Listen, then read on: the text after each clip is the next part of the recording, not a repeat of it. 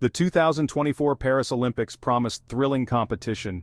The City of Lights was ready to shine even brighter, hosting the world's most elite athletes. The anticipation was palpable, with fans from all corners of the globe eagerly awaiting the spectacle of human endurance, skill, and sportsmanship. The best athletes in the world, all in one place. From the fastest runners to the strongest weightlifters, the most agile gymnasts to the most strategic soccer players, it was a gathering of unparalleled talent. The spirit of unity and friendly competition was in the air, as athletes celebrated their hard-earned victories and consoled each other in defeat. What could be better? Well, how about a juicy international spying scandal? Just when everyone thought the games would be remembered for their incredible performances, a shocking revelation turned the event on its head. The buzz of excitement quickly turned into a murmur of disbelief and intrigue. That's right, folks, the Canadian women's soccer team, those lovable Canucks, got caught red-handed, spying on their opponents. The news broke like a thunderclap, leaving fans and fellow athletes stunned. The team, known for their sportsmanship and fair play, was now at the center of an international controversy. It's enough to make a bald eagle shed a tear.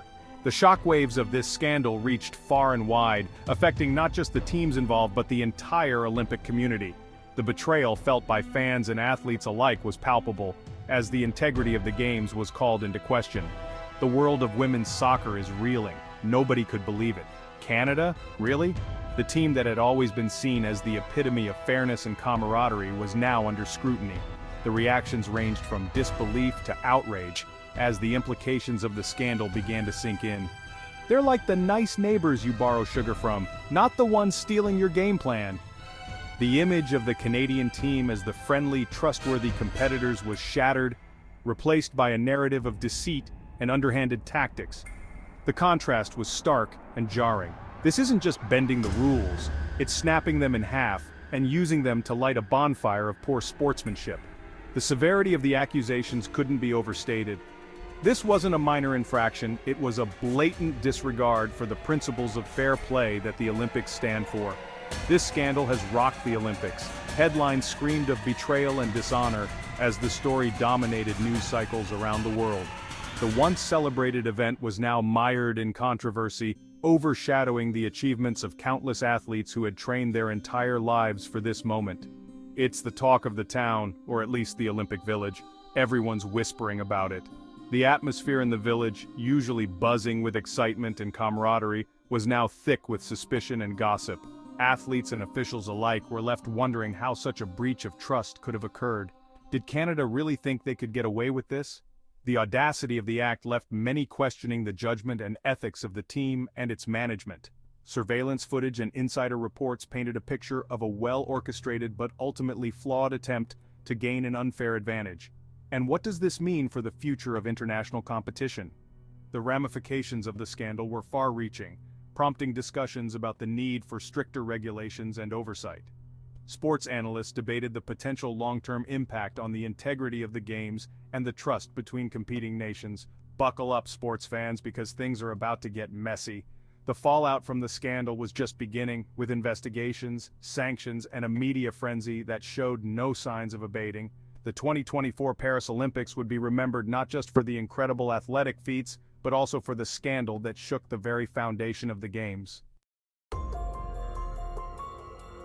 So, how did Canada get caught with their hands in the cookie jar, or rather, their drone over the soccer pitch? It all started with a seemingly innocent practice session. Picture this. The New Zealand women's team is practicing, fine-tuning their game plan. The sun is shining, the grass is perfectly trimmed, and the players are focused on their drills. Suddenly a whirring sound. What is that? The players look up puzzled. Is it a bird? Is it a plane? No, it's something far more unexpected. It's a bird. It's a plane. Nope, it's a Canadian spy drone capturing their every move. Hovering above, it's like an uninvited guest at a private party.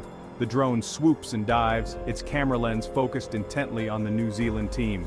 Every pass, every formation, every strategy session is being recorded. The Canadians, it seems, were taking notes, detailed notes. Not just mental notes, but actual written records of their opponent's tactics, on their opponent's formations, strategies, and maybe even what they had for breakfast. They were leaving no stone unturned in their quest for victory. Talk about an invasion of privacy. The New Zealand players were understandably upset. Imagine trying to focus on your game while knowing you're being spied on. It's like reading someone's diary, except instead of embarrassing teenage secrets, you find tactical plays involving a soccer ball. The level of detail was astonishing. FIFA, the governing body of soccer, was not amused. They take fair play very seriously, and this was a blatant violation. They slapped Canada with a 6-point deduction, a punishment harsher than a Canadian winter. This was a significant penalty, one that could derail their entire campaign. Ouch! That's a serious blow to their Olympic dreams. The players and fans were devastated. All their hard work seemed to be slipping away. And to make matters worse, their head coach, Bev Priestman, got a 1-year ban. This was a huge setback for the team, losing their leader at such a critical time. The team had to regroup and rethink their strategy. They knew they had to work even harder to overcome this obstacle. But the Canadian spirit is resilient. The fans continued to support their team, cheering them on through thick and thin. The players doubled down on their training, determined to prove that they could rise above the controversy and still compete at the highest level. In the end, it's not just about winning or losing. It's about the spirit of the game, the dedication, and the perseverance to keep going, no matter what challenges come your way. As the sun sets over the soccer field, a new day dawns. The journey is far from over, and the Canadian team is ready to face whatever comes next with renewed determination. As the scandal unfolded, a shocking truth emerged. This wasn't just a one-time thing. It turns out Canada had a history of shady behavior, a pattern of spying dating back to 2021. They were like the ninjas of international soccer, sneaking around, gathering intel, and then denying everything. Reports surfaced of Canadian staff members lurking near training grounds, disguised as innocent bystanders. Maybe they were bird watchers, or really into landscaping, who knows. But one thing's for sure, they weren't there to admire the local flora and fauna. This revelation sent shockwaves through the sporting world. Canada, the land of maple syrup and politeness, had been exposed as a hotbed of espionage. Who could have seen this coming? It's enough to make you suspicious of anyone wearing a Team Canada tracksuit. Section 4. The US knew, a secret kept hidden. Hold on to your toques, folks, because this story gets juicier than a plate of poutine.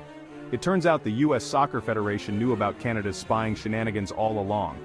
They'd reportedly witnessed incidents as far back as 2021 but chose to stay silent. Why? Well, it seems the US and Canada were collaborating on a joint bid to host the 2026 World Cup. Talk about awkward. Imagine being in that meeting. Hey Canada, nice drone footage you got there. So, about that World Cup bid. The US decided to prioritize their World Cup aspirations over exposing their neighbors' dirty laundry. Was it the right call? That's debatable. But one thing's for sure. It adds another layer of intrigue to this already tangled web of international espionage. Section 5. John Herdman, caught in the crossfire. No scandal is complete without a fall guy, and in this case, it's John Herdman, former head coach of both the Canadian men's and women's national teams. Herdman, a name synonymous with success and resilience, now finds himself embroiled in a controversy that threatens to overshadow his illustrious career. The man who once stood tall, leading his teams to victory, is now walking off the field, looking defeated and burdened by the weight of accusations. Herdman, who led Canada to Olympic gold in 2020, now finds himself at the center of this storm. His achievements, which once brought him accolades and admiration, are now being questioned. The same hands that held the trophy high in celebration are now under scrutiny. How did a man of such high standing find himself in such a precarious position?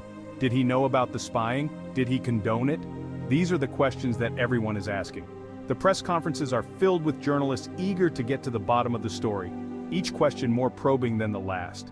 Herdman, usually composed and confident, now looks pensive, as if the weight of the world is on his shoulders.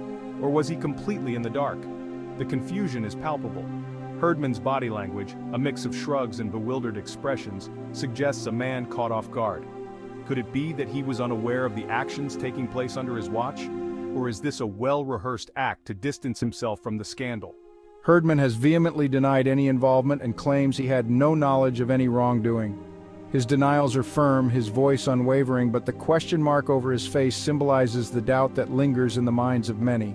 The media is relentless and every denial is met with skepticism.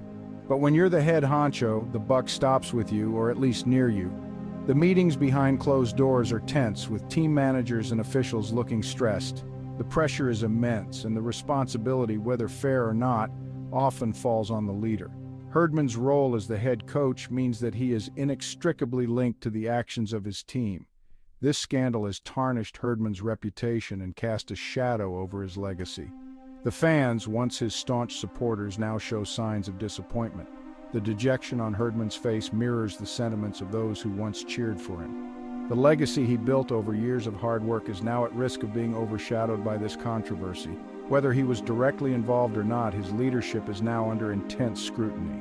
The press conferences are relentless, with every word he utters being dissected and analyzed.